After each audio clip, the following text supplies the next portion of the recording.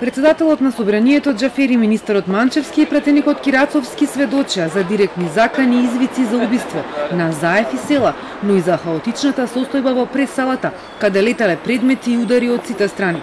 Манчевски видел десетмина како удираат тело легнато на подот, дека станува збор за села, разбрал дури како групата прогласила негова смрт и се тргнале од крвавото тело. Некој од толпата извика дека села е убиен и почнаа да слават, откако прославија продолжија кон нас. Му рекоа на Заев дека тој е следен, дека ќе го снајде истото. Правеа јамки од кабли, како за бесење и ги фрлаа кон нас за да не дофатат.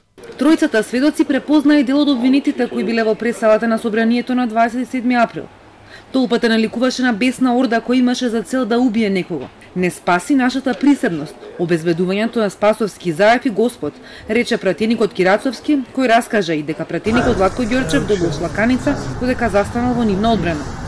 Кирацовски кажа и дека еден од обвинетите насилно го извлекол од села од заштитената зона, каде биле и другите пратеници.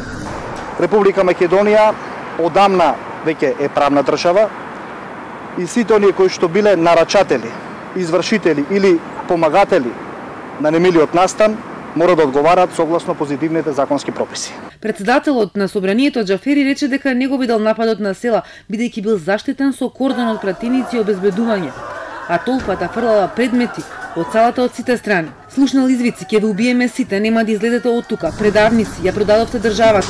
Напаѓачите им рекле дека ќе мора да потпишат изјави, дека гласањето во собранието не важи и дека нема да формираат влада.